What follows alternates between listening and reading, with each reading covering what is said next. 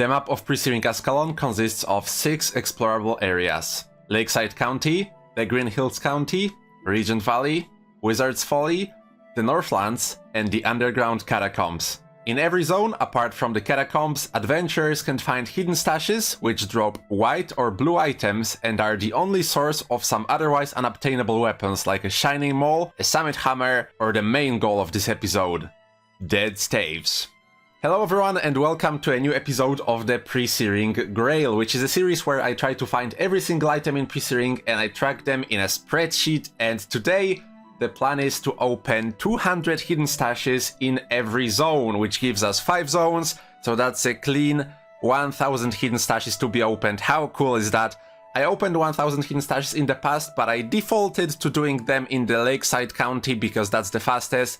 So now I'm forcing a little bit of variety in those 5 zones, 200 stashes each, and the main goal to get is those fantastic Dead Staves, which, contrary to the last episode, I will not be identifying them on the spot because I'm saving them. I'm saving all of the ones that I get to identify at the party when I get rank 3 survivor. I already have 1.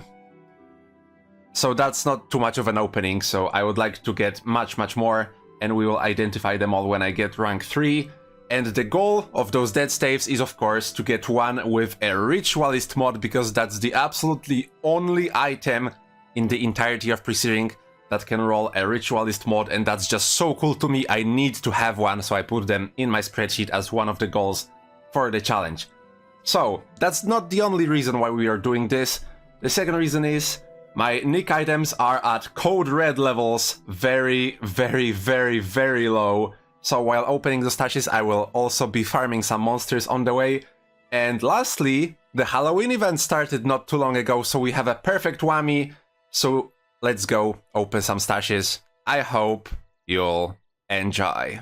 But before we get into opening stashes, just like last time, I have several unidentified armors and we're gonna begin by identifying them. I need just 3 runes to finish my runes and insignia section, and that's Domination, Beast Mastery, and Marksmanship. But unlike last time, I think you've seen the identifying process a million times now, so I'll just show you if I get something. Let's begin.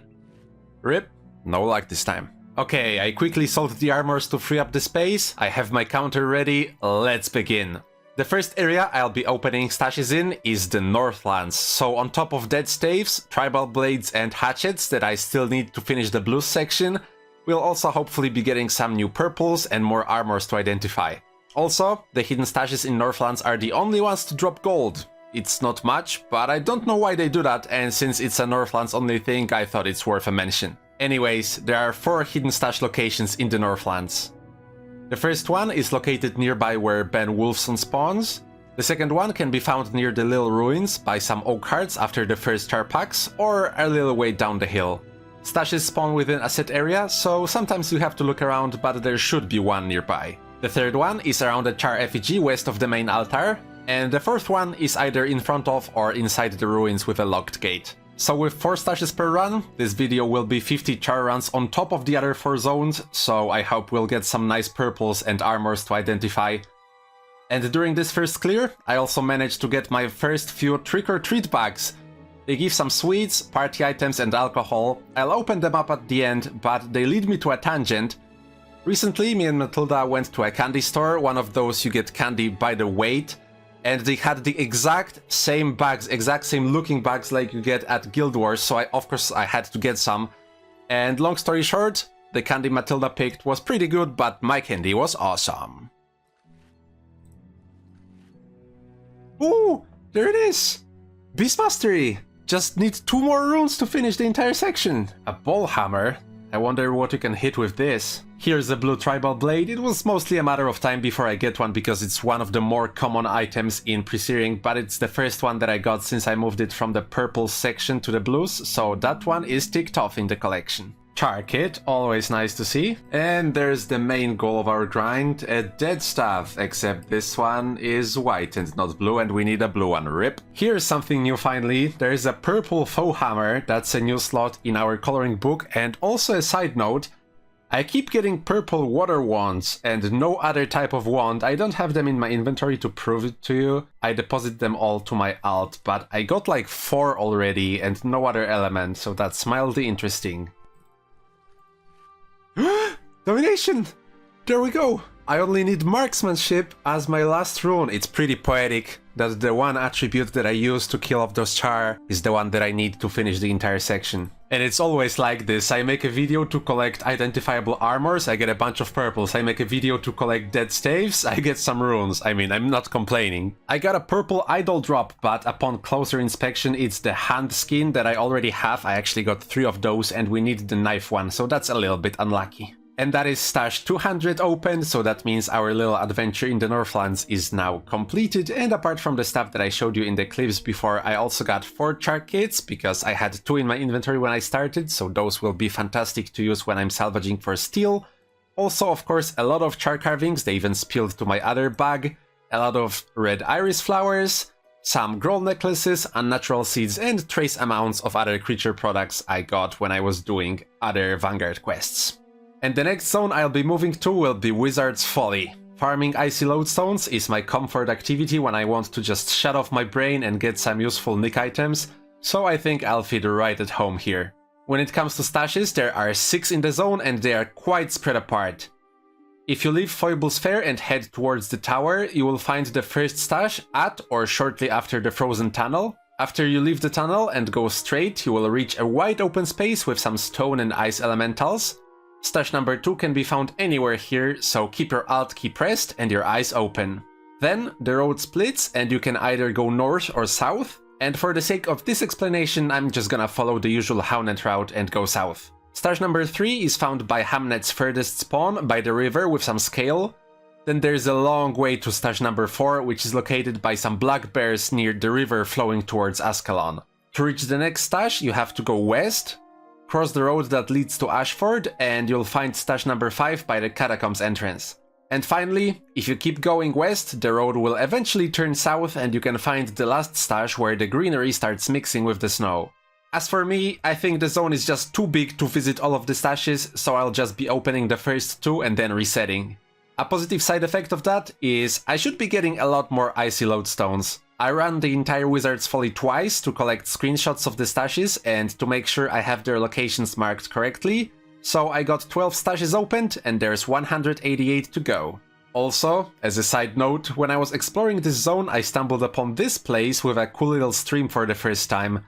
I just never had any reason to come here and I must have missed it every time I was walking around Wizard's Folly, so it's really amazing to still be able to find something new in pre-searing from time to time. Oh my god, I got one. 364 stashes in, technically 365 because I didn't update this one. We got an unidentified blue dead staff. I want to identify this so bad, but I won't. I will be good, I will save this to the rank 3 party. Oh cool, a black die. In some rare occasions you can find one hidden stash after the tunnel and the second one will spawn close to it, so you have a beautiful sight like this. Let's open both of those. Nothing and nothing. A lot of interesting stuff happening during this stash opening in Wizard's Folly. This time I have a stash here that spawned on a rock. I didn't even know you can walk on it, but apparently you can.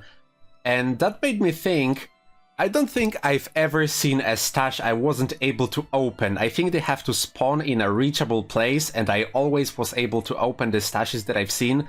But on the other hand, red iris flowers also I think have to spawn in reachable areas, and there is plenty of spawns you cannot reach. They spawn behind walls, behind gates, inside trees. So I wonder if I'll ever find a stash that I'm not able to open.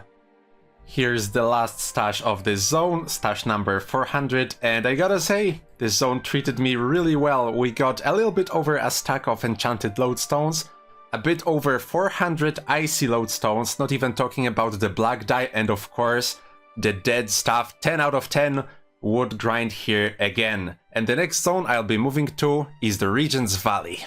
When you exit Fortranic and go straight, you'll see a small path going up a hill, and if you follow it, you'll get to where I'm standing at right now, and there's 2 hidden stashes that spawn somewhere around here. Just like previously, you have to press your alt key and take a look around. In my case, one spawned up here and the other spawned down there. And just like in Wizard's Folly, I'll be opening those first 2 and then resetting for some fast runs. Of course, there are more hidden stashes in the zone, but I'll be showing them at the end because today is 31st of October, the Halloween event is ending today, so I'll try to fit as many runs as possible so we can get some more trick-or-treat bags. And also, I have some other plans for today because today is a very special day. And speaking of Halloween, it's actually my and Matilda's 10th anniversary this Halloween, so we're spending it the way we like most, which is by getting some good takeout and watching TV series. So this time we got Mexican food. I have a burrito with some nachos and Matilda has taco fajitas. And for dessert, she has a sweet bun with plum filling and some cream. And I have a Pascha cake, which is traditionally an Easter cake, but I got lucky this time and they didn't check my calendar. And the show we're gonna be watching is What We Do in the Shadows, which is a great series, honestly. I think it's my second time recommending this on this channel, so you should go and watch it, just like I will soon. You can open those 2 stashes right away after you leave the outpost, but if you do that, the anti-farming code is gonna eat most of your drops. So what I'll be doing is first visiting some scale nearby to get rid of that, and the most efficient way of grinding scale for me is using Symbol of Wrath to AoE them down. This will greatly reduce the scale fins that I get, since that's what the anti-farming code will hit, but all the dice and event drops are unaffected, so that works out perfectly. If you wanna try out a similar farming strategy, here's some tips.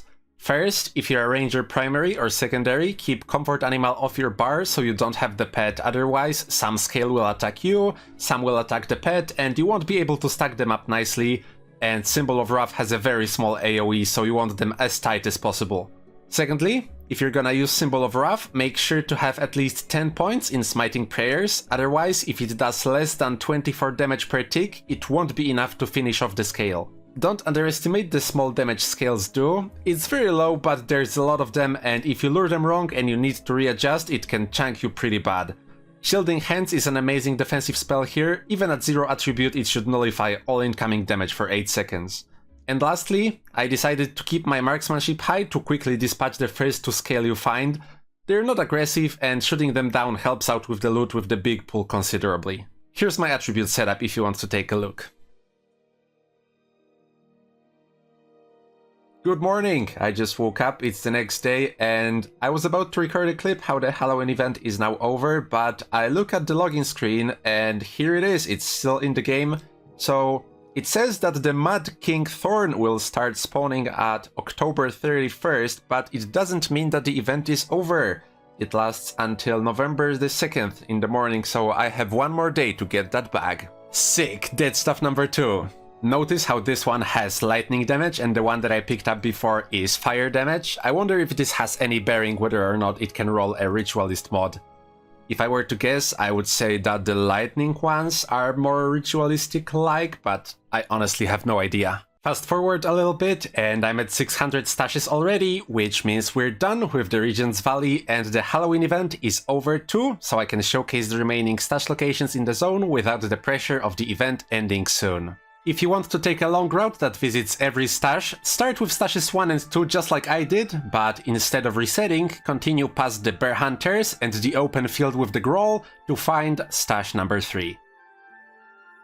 Often it can spawn inside a boulder, but you can actually walk inside the rock from the left side and access the stash that way. Continue until you reach the Healing Spring, and instead of going towards the Melandrio statue, take the small stream path with a bunch of scale leading to a long road by a river. If you follow the road north, stashes 4 and 5 should be relatively close to each other, with stash number 4 often spawning surrounded by scale, and stash number 5 spawning further north, guarded by Grail. This is where I would suggest finishing your long route and resetting, but if you really want, there is one more final stash in the zone. To get to it quicker, you can take a passage by heading left when you see Master Ranger Nanti. Yes, that is a quest he's offering, please don't ask about it. And taking a hidden path that lets you skip walking all the way around. Then, just head east and you'll find the last stash in an open space with a bunch of bandits nearby Vencel the Merchant. Oh, also, when it comes to scale fins, I just got the stack up to 250 and then I stopped picking them up, but that happened shortly before the end of the grind, so I wouldn't have gotten many more anyway. Now that Regent Valley's chapter is closed, we can move on to the Green Hills County, and it's a weird one. The zone itself is kinda split between east and west with the Baradin estate in the middle, which isn't really great for stash runs. I'm used to running the east side, so let's start with that one. If you leave Baradin estate and go east as if you were hunting for Utini, you'll find the first stash in a big open space with Grail and aloes. It can spawn anywhere here, and if it spawns close to the entrance, you might not have enough monster kills under your belt to get rid of the anti-farming code. If that's the case, just clear a few Growls nearby before opening the stash, even if you have to backtrack for it a little bit. After getting that first stash, run to the end of the area and cross the road nearby Kasha Blackblood. Then, instead of following the road towards the little area with a bunch of stone elementals, enter an opening that looks like it's heading towards Ashford Abbey on the map. You'll find stash 2 nearby the window that lets you look inside the catacombs, and stash number 3 will be a bit further, closer to the Ascalon caravan. Just a general tip, if your stash number 1 was close to Baradin's estate, you might want to skip the entire run towards Kasha and just do the stashes 3 and 2 for a much shorter run. After you open these 3 stashes, it's reset time. So that was one half of the zone, and when it comes to the other half, I start my runs going north towards the Stone Elemental Cave. Stash number 4 can either spawn inside or slightly outside. Then, if you proceed south, you'll find stash number 5 closer to the center of the area, around the location with the Balthazar painting. And then finally stash number 6 is found at the south end. Pretty simple, if you run south from the Elemental Cave with your Alt key pressed, you should find them easily. But which side is better? Is west side best side, or is east side beast side? To conduct this experiment, I'll be opening 100 stashes in one, then the other, and I'll compare the results with the best unit of measurement there is. My feelings. I think it happened. I think I found my first hidden stash that I cannot open no matter how close I try to scooch in. There's an invisible barrier around this tree, and I tried to click on this stash to interact with it, but it won't budge. So, there we go.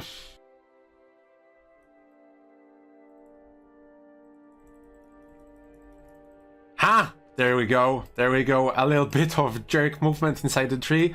No stash bests me. All you need to do is just jerk a little and then you'll be able to come inside. Okay, this one looks unbeatable. The invisible wall starts so far away from the tree, there's no way I can even enter it unless you can just walk inside from this side. Here is stash number 700, which also marks 100 stashes opened in the eastern section of the Green Hills County, and I would say it's similar to Wizard's Folly in a sense where this zone is pretty good if you want to combine stashing with getting nick items, because the nick items offered in this zone are pretty good. You get your Grail necklaces, your enchanted lodestones, and unnatural seeds, which in my opinion are one of the top ones. But for pure stashing, it's not really the best, the distances are just way too long. Now let's check out the west side, and while I don't want to be biased, I have a sneaking suspicion that I won't like it very much. Yeah, so far I'm about halfway done with this, and my sneaking suspicions are proving to be correct. I mean, I don't hate the zone, but I'm not a huge fan of it either. The biggest issue I have with it when it comes to stashing is because the open space is so large. If a stash spawns on either the far left or the far right side, I can see it with the Alt key anymore and I have to run around, and it's just a little bit too much effort when I just want to chill out and grind some stashes. And when it comes to nick items, it's very similar to the east side. You still get your enchanted lodestones and you still get your unnatural seeds, but there are no more Growls anymore. You get bandits instead, and at least for me, worn belts are a lot easier to come by than Grail necklaces, so I would much rather just have some Grail to farm. But on the flip side, there are a lot more aloe seeds and aloe husks than on the east side, and this is probably the best zone in the entire pre-searing area to get unnatural seeds, so you win some, you lose some. I take back everything I said, we got a dead stuff, this is the best zone ever. I'm close to being done, so I'll just collect a few more stashes and move on, but I'm gonna do the summary now because here's a perfect example of one more occurrence that can happen. The middle stash spawned behind this wall over here, So it's even a little bit more of a headache to collect all of them, and as I said before, not that great of a zone to stash. It's a perfect zone if nick items are your primary focus. If you want to get nick items and the stashes are just a secondary thing you might open along the way, this zone is great, the west side of Green Hills County. But if the stashes are your primary concern, just like in my case, and the nick items come in secondary, it's not that great. But I predicted that this might be the case, so I left the best zone for last. Lakeside County! My all-time favorite zone to open stashes in, and that's mostly because of one specific route. It's both fast and it gets me a lot of dull carapaces, so what's not to love? To start, we leave Ascalon City through the main gate, then head south towards the river. I have to clear a few scales here, since the stashes aren't too far away and we need to get rid of the anti-farming code. The first stash spawns either in the river, near the River Drake, or a little more south by the entrance to the Devourer Cave. After picking it up, I head straight to the cave, and there are two stashes spawning here, one by the entrance and one further in the back. Sometimes though, they can spawn next to each other and you get beautiful moments like this on the picture. Open them, map out, rinse and repeat. In my opinion, the best stashing experience there is in pre-searing, 10 out of 10 would recommend. But if you're curious where the other stashes are in Lakeside County, I got you covered. I don't think there is a good route that visits all of them, so here's just the list. There's one hidden stash at the hill near the rabbit, one can be found north of the Plagueworm field, sometimes literally next to the field, and sometimes near some aloes and Grail closer to the Green Hills entrance, and the last one is located in the Bandit Passage near where the word Lakeside is on your map, and that brings the total amount of stashes in Lakeside to 6. Yay, second black day of the video. So this isn't stashes, but this person is buying a char kit for 22,000, so I messaged them and I said that 22,000 is insane, and I took down the price to 18k, which still sounds extremely good. So I usually prefer to keep the stuff that I loot, but getting 18k for a char kit, I'll take that any day. I would just feel dirty taking the 22k. I mean, I still feel a little bit dirty by taking 18k, but you know, a trade is a trade.